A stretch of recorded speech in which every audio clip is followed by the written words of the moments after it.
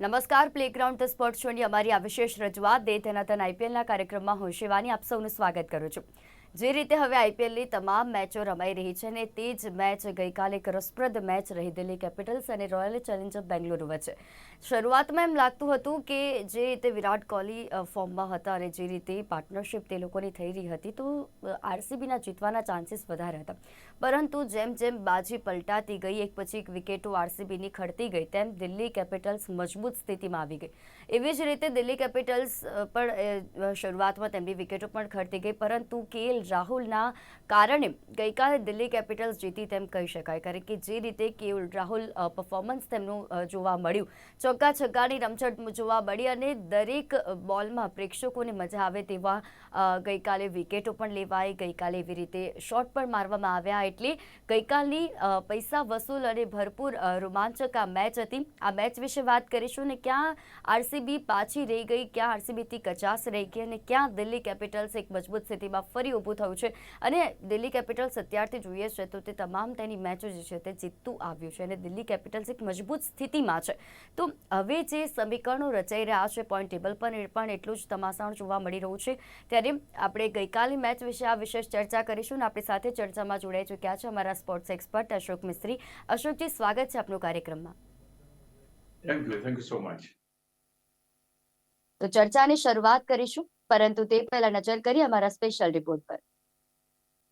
ગઈકાલે હૈદરાબાદમાં રમાયેલ દિલ્હી કેપિટલ્સ અને રોયલ ચેલેન્જર બેંગલુરુ વચ્ચેની મેચમાં દિલ્હી કેપિટલ્સે બેંગલુરુને 6 વિકેટે હાર આપી હતી.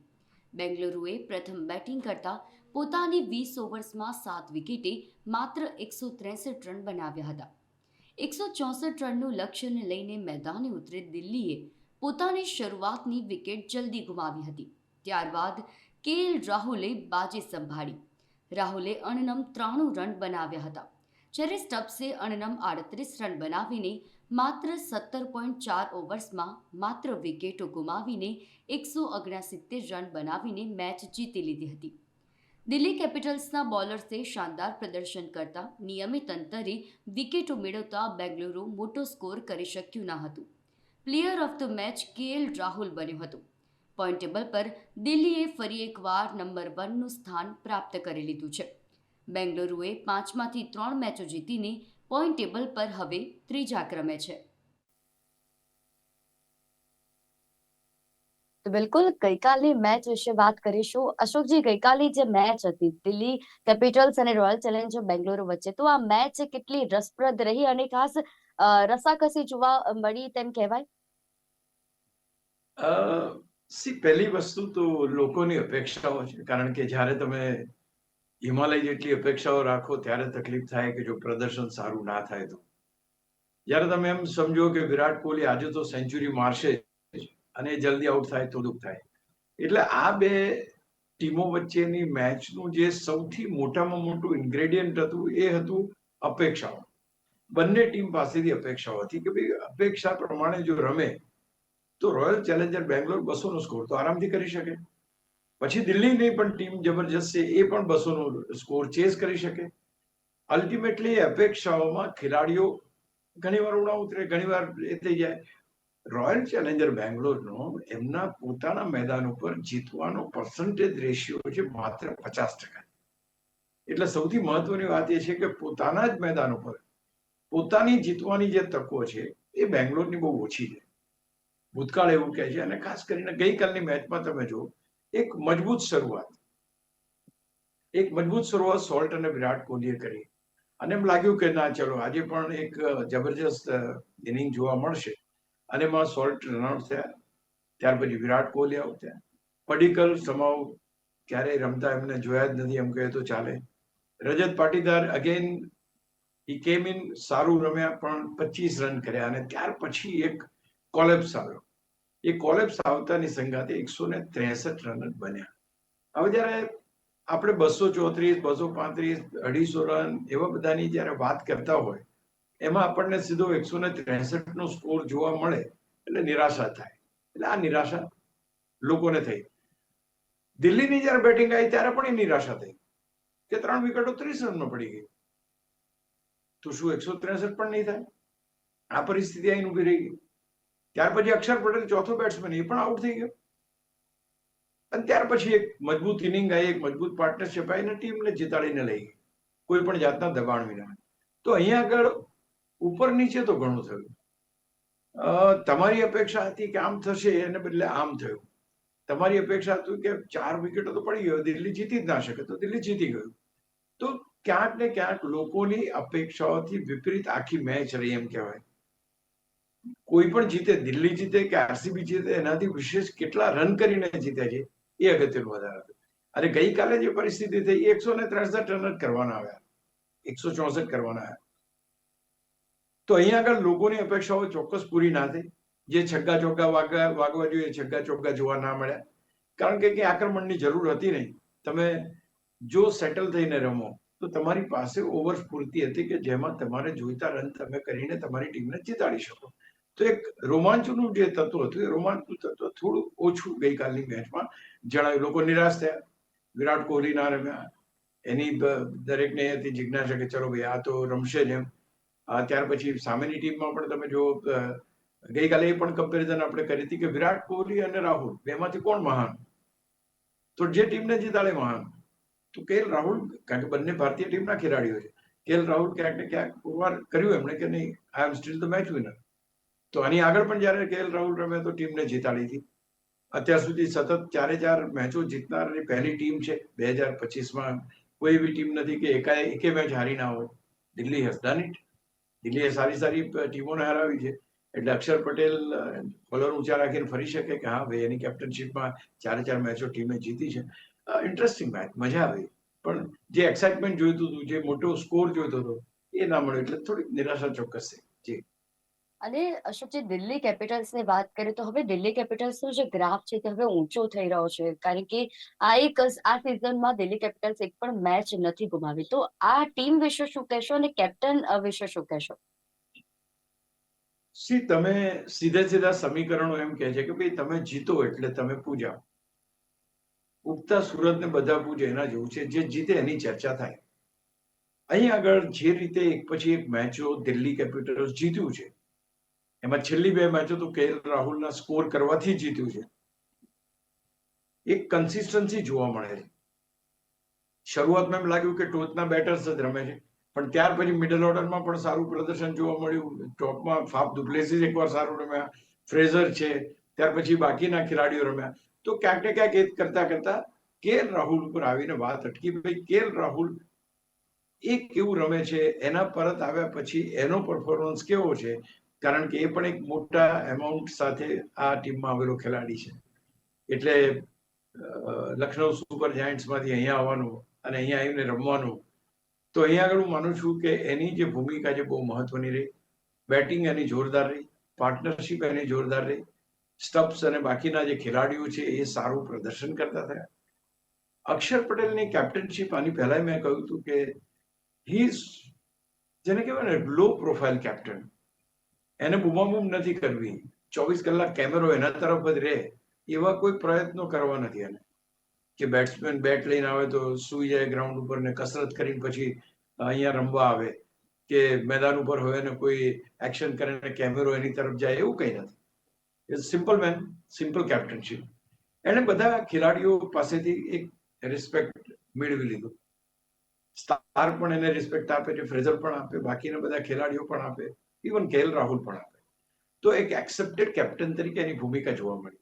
આજે એક્સેપ્ટેડ કેપ્ટન તરીકેની તમારી ભૂમિકા હોય એનો અર્થ એ થયો કે તમારી કેપ્ટનશીપની અંડરમાં રમવાની બધાને મજા આવે છે. ઇટ ઇઝ વેરી ઇમ્પોર્ટન્ટ કે હાઉ કમ્ફર્ટેબલ આર પ્લેયર્સ. તમે કોઈ પણ જગ્યાએ નોકરી કરતા હો, તમારો બોસ જેટલો તમને કમ્ફર્ટેબલ રાખે એટલું પ્રદર્શન તમે સારું કરી શકો. તો બટ ઓબ્વિયસ વાત છે, તમારી પાસે ઘણા બધા હર્ડલ્સ હોય તો તમારું પરફોર્મન્સ ઉપર એની અસર થાય. તો અહીંયા આગળ ક્યાંક કેપ્ટન તરીકે અક્ષર પટેલને સ્વીકૃતિ જે મળી છે એ સ્વીકૃતિ હજુ Rajat Patidar is another batsman, another captain કે જેને સ્વીકૃતિ મળી છે. બાકી તમે જો ઋતુરાજ ગાયકવાડને સ્વીકૃતિ ના મળી, મેચની બહાર થઈ ગયો. એ જ પ્રમાણે હાર્દિક પંડ્યાને સ્વીકૃતિ નથી મળતી, હજુ કેપ્ટન તરીકે એની ટીમ કશું કરતી નથી. જ્યાં કેપ્ટનશીપનો તમારો પ્રભાવ નહીં હોય ત્યાં હારની ફ્રીક્વન્સી વધારે જોવા મળશે. દિલ્હી શરૂઆતથી જીત્યું છે, સારી રીતે જીત્યું છે. એના બોલર્સ લઈ લો, બેટર્સ લઈ લો તમે, એ બધાએ સારું કામ કર્યું છે. વિપ્રસ એ સરસ એ કરે છે, કુલદીપ સરસ છે, અક્ષર સારું, મોહિત શર્મા સારું એ કરી રહ્યા છે. તો ઓલ સેડ એન્ડ ડન એક સારા બોલર્સ સારી દિશામાં પ્રયત્ન કરીને પ્રતિસ્પર્ધી ટીમને ઓછા રનમાં આઉટ કરવાની ક્ષમતા છે. અને ત્યાર પછી શરૂઆતમાં ધબડકો થયો તો બાકીના ખેલાડીઓ છે કે જે ટીમને મુશ્કેલીમાંથી બહાર કાઢતા. It's a compact team, it's a good team. બહુ મોટી હાઇપ્સ નથી કોઈને, સેન્ચુરી બેટ્સમેન છે, આમ છે, એવું કંઈ નથી. દે ઓલ નો કે આપણે જીતવાનું છે.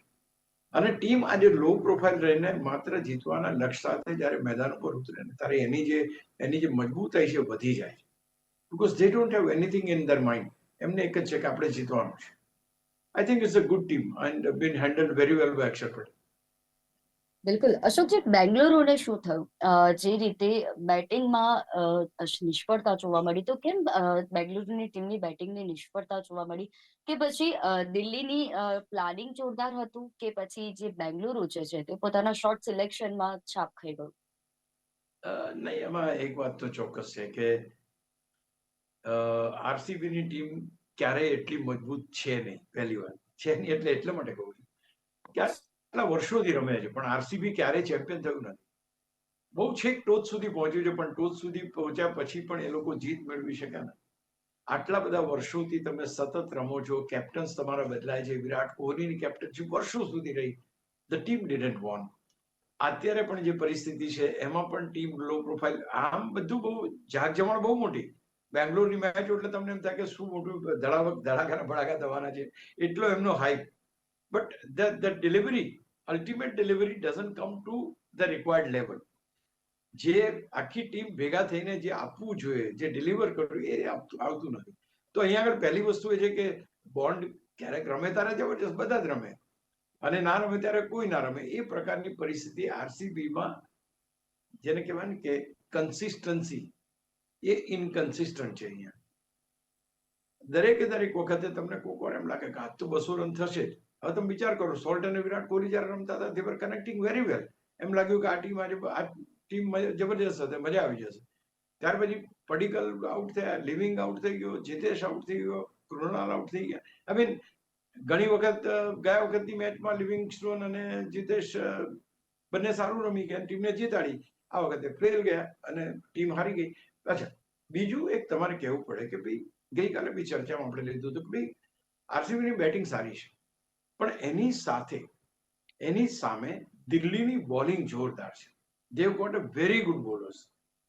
ટુ બી પ્રિસાઇઝ, વિપ્રત જે રીતે, નિગમે જે રીતે બોલિંગ કરી છે, કુલદીપે જે રીતે બોલિંગ કરી છે, જે રીતે મોહિતે બોલિંગ કરી છે, દે વર સો ઇમ્પ્રેસિવ.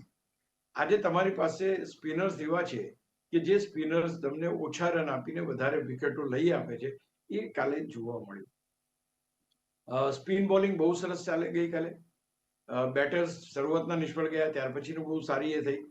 ઓવરઓલ તમે જોવા જાવ તો આરસીબીને સપના ચોક્કસ હતા કે આપણે મોટો સ્કોર મૂકીએ, but accurate bowling, accurate fielding. આજે રનઆઉટ થાય, તમારો કોઈ ખેલાડી 37 રન બનાવીને રનઆઉટ થાય તો કેટલું એ થાય. આ તો ઠીક છે કે ડેવિડ છેલ્લે 37 રન કરી શકો, ટીમ ડેવિડ. અદરવાઇઝ એ 37 ના થાય તો આ ટીમ ક્યાં હોય, 120-25 ની આસપાસ. અને શરૂઆતમાં એવું જ લાગ્યું, જયારે 4-5 વિકેટો પડી ગઈ ત્યારે એમ લાગ્યું કે આ તો 100 રન નહીં કરાય ટીમ. તો અનિશ્ચિતતાઓથી ભરેલી આ ટીમ છે પહેલેથી, આજની નહીં. મારે તો 250 રન ફટકારી દે, બાકી 100 રનમાં ઓલ આઉટ થઈ ગઈ. તો ક્યાંક આ એક એની સાથે વણાયેલી વસ્તુ છે, જ્યાં આરસીબી અને ઇનકન્સિસ્ટન્સી બહુ એકબીજાની પૂરક બની ગઈ છે અહીંયા આગળ, એવું કહી શકાય. બિલકુલ. અને દિલ્હીની બેટિંગ કેવી રહી, ને તેમાં પણ કહીએ તો ખાસ કરીને કેએલ રાહુલ વરદાન રૂપ સાબિત થયા તેમ કહેવાય, કારણ કે ફરી એકવાર આ ખેલાડી પોતાની મહત્તા જે છે તે સાબિત કરીને બતાવે છે.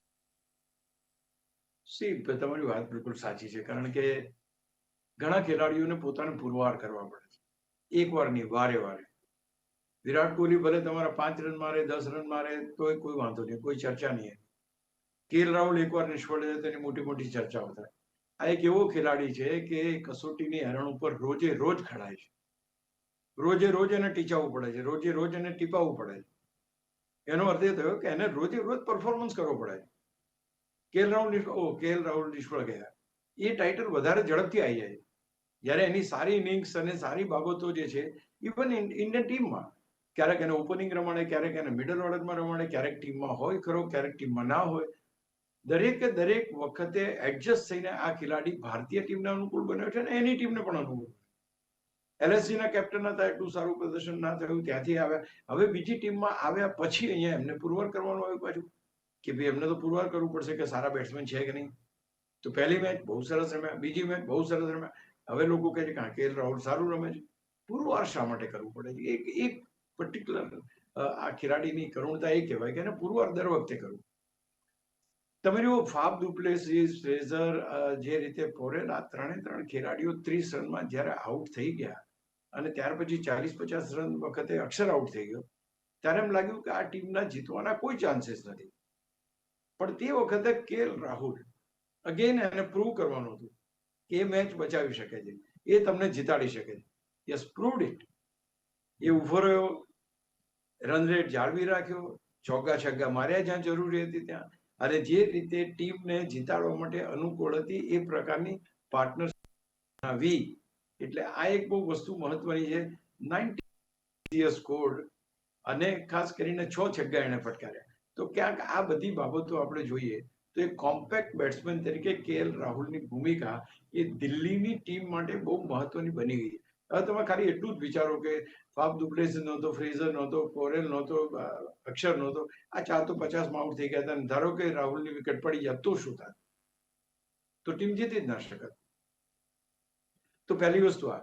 ત્યાર પછી એને સ્ટબ્સ, હવે સ્ટબ્સ આપણે બહુ સ્ટબ્સની બહુ મોટી વાતો કરતા નહોતા, but yesterday stubs has made a terrific contribution to the team. અને એ બહુ અગત્યનું છે કે તમે કેટલી સારી રીતે તમે આખું એ કરો છો. રાહુલ અને સ્ટબ્સ બંને ભેગા થઈને 111 રનની ભાગીદારી ઉમેરી 55 બોલની અંદર. અણનમ ટીમને જીતાડવા સુધી. સી, એવું નહોતું કે બોલર સારા નહોતા, એ લોકોના બહુ સરસ બોલર હતા.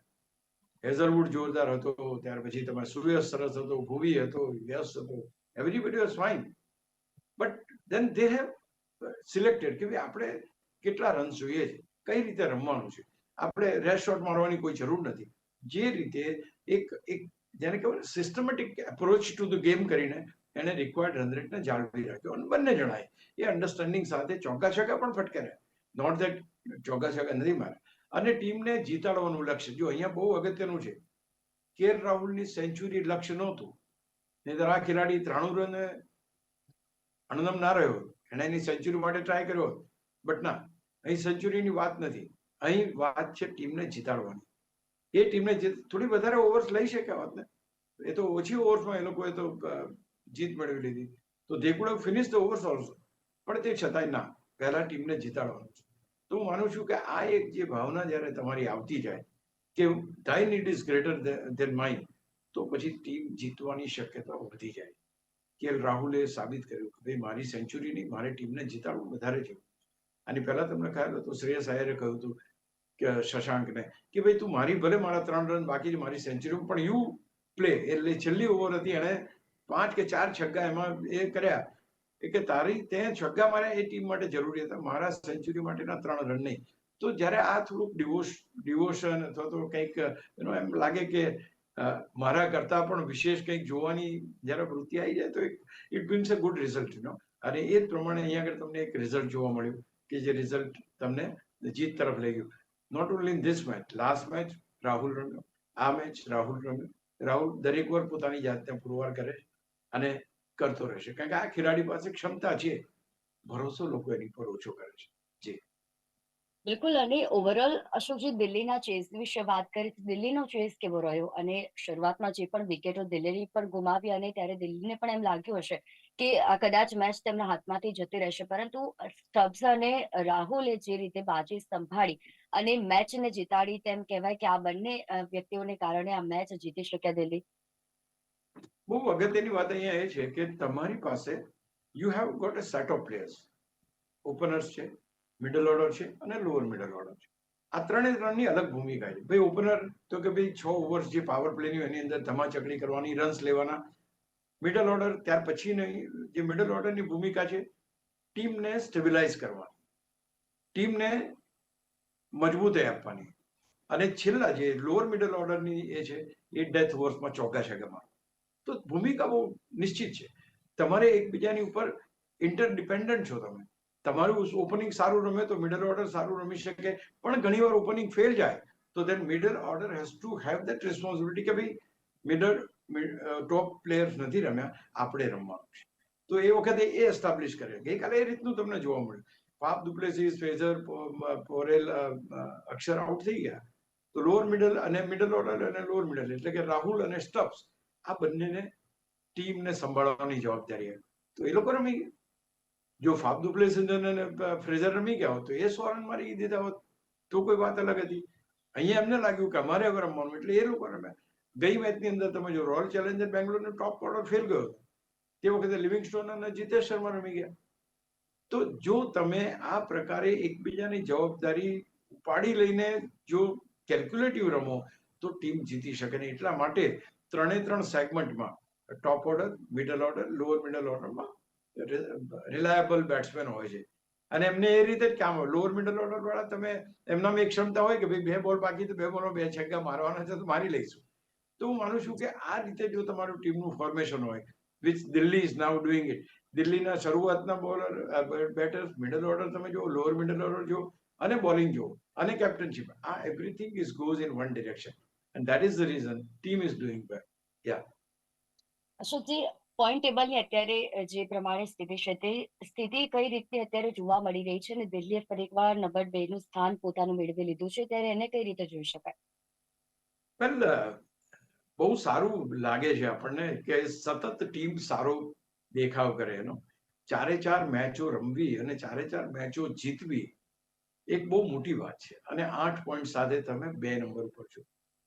તમારી આગળ નંબર 1 પર ગુજરાત ટાઇટન્સ છે, પણ એણે 5 મેચો રમી છે. 5 મેચો રમી છે, એમાંથી 4 જીતી છે ને 8 પોઈન્ટ છે. હા, એમનો નેટ રન રેટ તમારા કરતા વધારે સારો છે, પણ મેચ હજુ એક બાકી છે. એટલે ડીસી ધારો કે દિલ્હી કેપિટલ જો આના પછીની મેચ જો જીતે છે અને સારા માર્જિન, તો they will definitely be in at par with Gujarat Titans. બીજું કે આ બંને ટીમો પાસે 8 પોઈન્ટ છે, એટલે અત્યારના તબક્કે એમ લાગે છે કે આ બંને ટીમો ધીમે ધીમે સેટલ થઈ રહી છે અને દે આર ડુઈંગ વેલ. દે 4 ટીમો જે ટોચની જો એમાં આ 2 ટીમો આવી શકે એવી શક્યતાઓ દેખાય. પછી તમારી પાસે આરસીબી છે. આરસીબી હમણાં જ આપણે જો ટીમ હારી ગઈ, 6 પોઈન્ટ એના છે. પંજાબના 6 પોઈન્ટ છે. ત્યાર પછી તમારી પાસે લખનૌના 6 પોઈન્ટ છે. આ બધી ટીમો એવી છે કે જેને 6 માંથી 8માં આવવાની ટ્રાય કરવાની. એટલે કે આજે જે મેચો રમાશે એમાં ફરી ચેન્જ થશે. તમારે તો કલકત્તા અને રાજસ્થાન રોયલ છે. કલકત્તા ગયા વખતની ચેમ્પિયન ટીમ, રાજસ્થાન રોયલ પણ એક વખતની ચેમ્પિયન ટીમ. અત્યારે પરિસ્થિતિ ખરાબ છે, 4 પોઈન્ટ ઉપર છે. એમને 4 પછી 6 ને પછી 8 પોઈન્ટ સુધી આવવાનું. અને સૌથી નીચે જે ટીમો છે જે ચેમ્પિયનોની ચેમ્પિયન, આ બંને ભેગા થઈને કુલ 11 ટાઇટલ જીત્યા સાહેબ. 11 ટાઇટલ જીતનારી ટીમો અત્યારે છેલ્લા ક્રમે છે. હૈદરાબાદ 1 વાર જીત્યું છે, 5 વાર મુંબઈ જીત્યું, 5 વાર ચેન્નઈ જીત્યું છે અને 2 પોઈન્ટ જ છે. એટલે કે માત્ર એક જ મેચ એ લોકો જીતવામાં સફળ થયા છે અને પોઈન્ટ ટેબલના સૌથી તળિયે છે. તો આ એક વસ્તુ છે કે આ જે અહીંથી આગળ જે ગ્રાફ વધે છે એ ગ્રાફમાં કઈ ટીમો રેસમાં હવે દોડવાનું શરૂ કરે છે. કારણ કે કલકત્તાને દોડવું પડશે, રાજસ્થાનને દોડવું પડશે, પંજાબને દોડવું પડશે, લખનૌને દોડવું પડશે, બધાને દોડવું પડશે, ત્યારે જઈને ટોચમાં પહોંચી શકાશે. જી બિલકુલ અશોકજી, અને હવે તમામ ટીમોએ એડી ચોટીનું જોર લગાવવું પડશે અને અત્યારે જે રોમાંચક મેચો જોવા મળી રહી છે, આશા રાખીએ કે આવી જ રીતે આપણને રોમાંચક મેચ જોવા મળે અને દરેક ખેલાડી પોતાનો 100% પરફોર્મન્સ આપે. અશોકજી, આપ અમારી સાથે આ વિશેષ ચર્ચામાં જોડાયા તે બદલ આપનો આભાર.